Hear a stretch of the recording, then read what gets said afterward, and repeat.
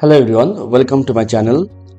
আজ আলোচনার বিষয় suggestive questions for general English MDC 2024। পরীক্ষার কোয়েশ্চেনে তোমরা 2023 দেখতে পাবে, কারণ সিলেবাসটা সেই হিসেবে তৈরি। যাই হোক, তো এখানে ইলেকটিভ ইংলিশ নিয়ে আলোচনা, অর্থাৎ ইলেকটিভ ইংলিশ বা জেনারেল ইংলিশ বা ইংলিশ পাস, বিভিন্ন এর নাম রয়েছে। এর আগে বলা হতো ইলেকটিভ ইংলিশ, জেনারেল ইংলিশ। সহজ কথায় ইংলিশ পাস যারা রয়েছে তাদের জন্য এই ভিডিও। কয়েকদিন আগে ইংলিশ অনার্স পরীক্ষা হয়ে গেল। ইংলিশ অনার্সের আমি সাজেশন এবং তার পিডিএফ নোটস দিয়েছিলাম, এবং এরপর অনেকেই কমেন্ট করেছো যে যারা পাসে ছিলে বা যারা জেনারেল, যাদের ইংলিশ জেনারেল রয়েছে এমডিসি 1 পেপার, তারাও অনেকে আমার কাছে সাজেশন চেয়েছো বা নোটস চেয়েছো। তো নতুন করে একটা সাজেশন তৈরি করা, কারণ অনার্সের যে কোয়েশ্চেনগুলো অলরেডি এসে গেছে সেগুলো তো আর সেম রিপিট হয় না। হ্যাঁ, এমন হতে পারে যে যেটা ব্রড এসছে সেটা শর্টে এলো, বা যেটা শর্টে এসছে সেটা ব্রডে এলো। কিছু কিছু মিক্স হতে পারে বা কিছু কিছু কমন হতে পারে, কিন্তু বেশিরভাগই আমাদের ধরতে হবে যে অন্য কোয়েশ্চেন্সগুলো আসার সম্ভাবনা বেশি। আবার এটা প্রথম সিলেবাস, তো অনার্সের সাজেশন বানানোই বেশ কঠিন ছিল। তারপরেও অনার্সে যথেষ্ট কোয়েশ্চেন্স কমন এসেছে, এবং তারপর এই পাসের সাজেশন বানানো বা জেনারেল ইংলিশের সাজেশন বানানোটা বেশ কঠিন। তো যাই হোক, তারপরেও আমি বেশ কিছু কোয়েশ্চেন্স বেছেছি যেটা আমার মনে হয় ইম্পর্টেন্ট, আসার মতো।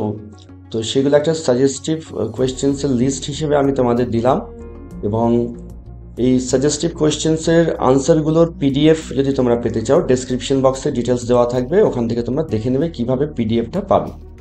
আর সাজেশনটা আমার ভিডিওতে রয়েছে, তোমরা ভিডিও পজ করে দেখে নিতে পারো, বা আমি ডেসক্রিপশন বক্সে এর একটি পিডিএফ দিয়ে দেব। কিন্তু এর আনসারের পিডিএফগুলো পেতে হলে কিভাবে পেতে হবে সেটা তোমরা ডেসক্রিপশন বক্সে দেখে নিও। যাই হোক, দেখা যাক আমাদের সাজেশনে কী কী রয়েছে।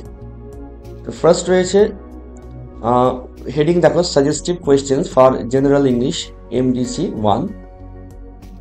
এখানে গ্রুপ এ, গ্রুপ বি, দুটোর মোট গ্রুপ আছে। তো গ্রুপ এতে কি হচ্ছে, গ্রুপ এতে রয়েছে 5 মার্কসের একটি কোয়েশ্চেন্স আমাদের অ্যাটেন্ড করতে হবে। এর জন্য আমি দিয়েছি 12টি কোয়েশ্চেন্স, কিন্তু 12টির মধ্যে আবার দেখো কয়েকটি ব্ল্যাক মার্কিং করা রয়েছে, যেমন কোয়েশ্চেন নাম্বার 2, কোয়েশ্চেন নাম্বার 3, এইভাবে 8, 9, 11, 12। এই 6টা কোয়েশ্চেন্স বেশি ইম্পর্টেন্ট আমার মনে হয়েছে। অতএব তোমরা 12টাই পড়বে, কিন্তু এই 6টাকে আগে রেডি করবে। এই 6টা কোয়েশ্চেন রেডি করার পর বাকিগুলো পড়বে। 5 মার্কসের একটা অ্যাটেন্ড করতে হবে, 200 ওয়ার্ডসে লিখতে হয়। গ্রুপ এ 15 মার্কস, এখানে একটা কোয়েশ্চেন অ্যাটেন্ড করতে হবে, আমি 5টা দিয়েছি। এখানেও সাজেশন তৈরি করা বেশ কঠিন ছিল, কারণ অলরেডি অনার্স হয়ে গেছে, সেখানে কিছু এসে গেছে আসার মতো কোয়েশ্চেন্সগুলো।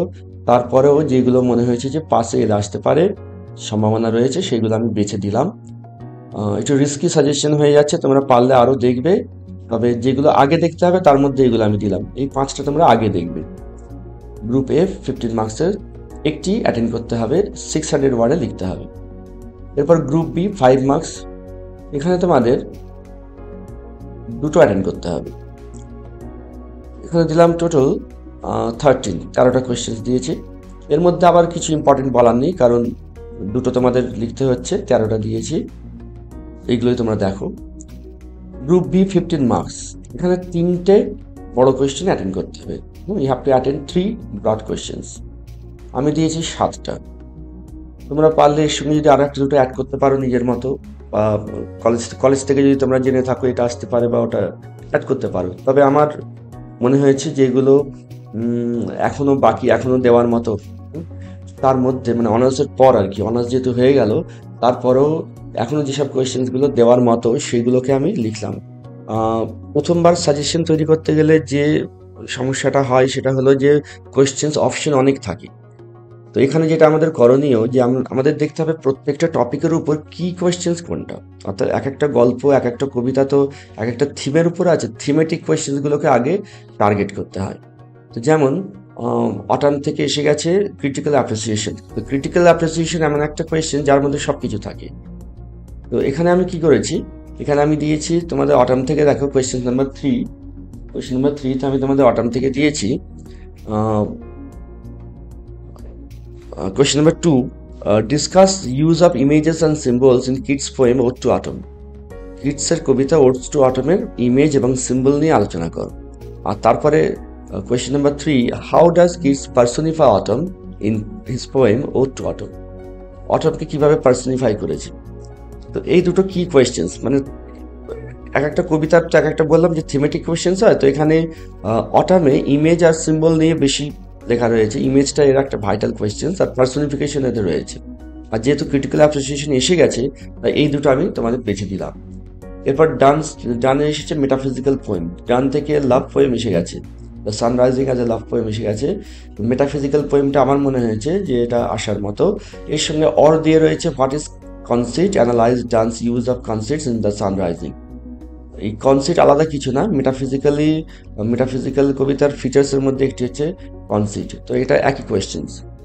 Number 5, write a critical appreciation of the poem crows fall. Justify the significance of the title of poem The Crow's Fall. Justify the title of the poem The Second Coming.